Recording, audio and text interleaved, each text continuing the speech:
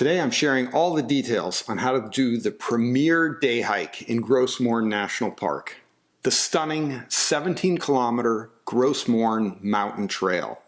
It's really got it all. Waterfalls, forests, tundra, rock scrambles, shimmering ponds, glacial carved landscapes, and alpine vistas for days.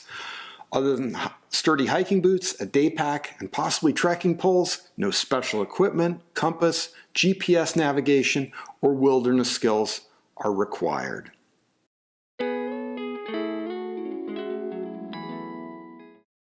For this video, I'm giving an extended and detailed version of how to do this hike. If you'd rather watch a short overview, check out my video on the top 3 must-sees in Gros Morne National Park. A few notes. The trail is closed from May 1st to the last Friday in June to prevent trail erosion and protect the birds that raise their chicks during that season.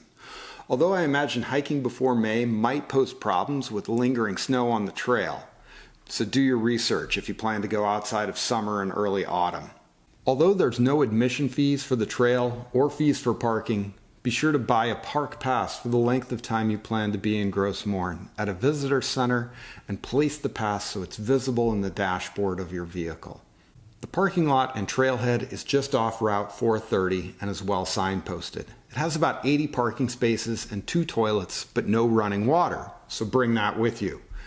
We visited on a Saturday during the Canadian Thanksgiving holiday in early October 2023, and the parking lot had fewer than 15 cars in it when we arrived at 10:30 in the morning, and about the same when we departed around 5 p.m.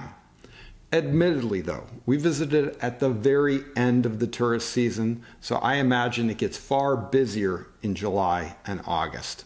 The hike is actually 2 trails that combine to make a toy balloon shaped out and back and loop trail combination. The first part is the balloon string, the approach trail. It's a 9-kilometer round trip out and back that goes from the parking lot to the start of the loop summit trail. There's a total elevation gain of 400 meters, and it should take most people 2 to 3 hours round trip. The trail is well maintained and doesn't have any sections that would pose a challenge to a reasonably fit and prepared hiker. Even if it was raining or the weather was poor, the approach trail should still be easily passable, and it would literally be impossible to get lost. The approach trail hike initially follows a stream up from the parking lot. At about the halfway mark, it takes a sharp left turn, crosses a few bridges, and passes a waterfall before traversing a forested mountainside. The approach trail ends at a viewing area with a bench, some interpretive signs, and a toilet right near the foot of Gros Morne Mountain. Although Gros Morne National Park supposedly has one of the highest concentrations of moose in the world, I didn't see any wildlife other than a couple of ptarmigans and a few fresh moose tracks in the mud of the trail. If you haven't reached the viewing platform by at least 5 or 6 hours before sunset, if you're not prepared for varied weather conditions, and if you're not carrying food and at least 2 liters of water per person and wearing sturdy hiking boots, then this is the point you should turn around and head back to your vehicle.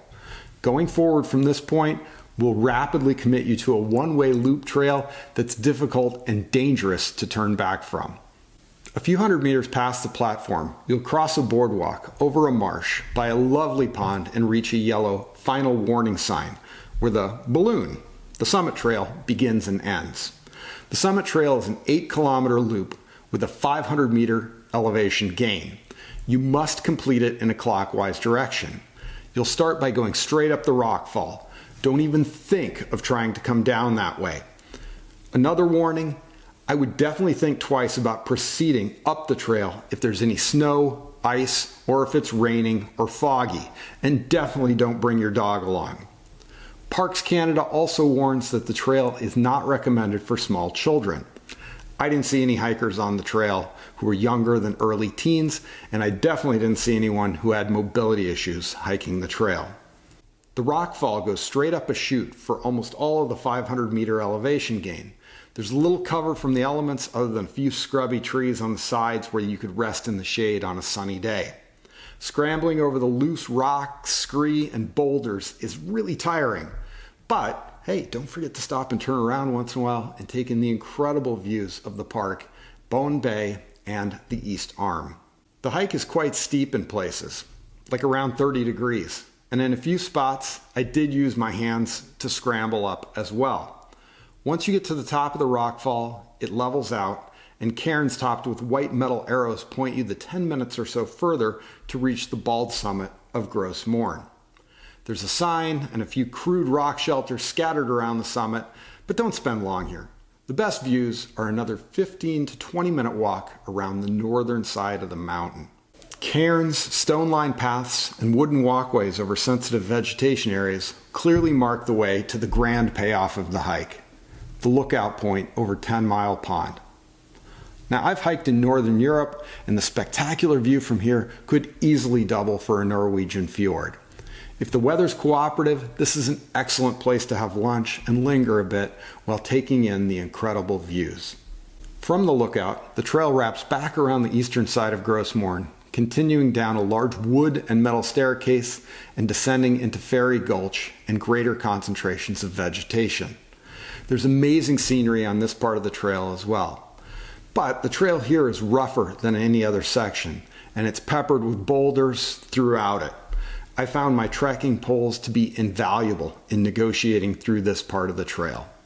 Toward the bottom of Fairy Gulch, there's a primitive campground at the edge of a beautiful pond.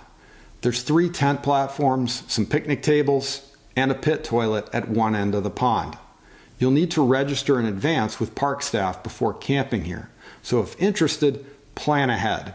Once you've made it to the Fairy Gulch campsite, it's another 2 kilometers traversing a few rock falls and wooded groves until you complete the loop at the warning sign, then head back down the approach trail to reach the parking lot.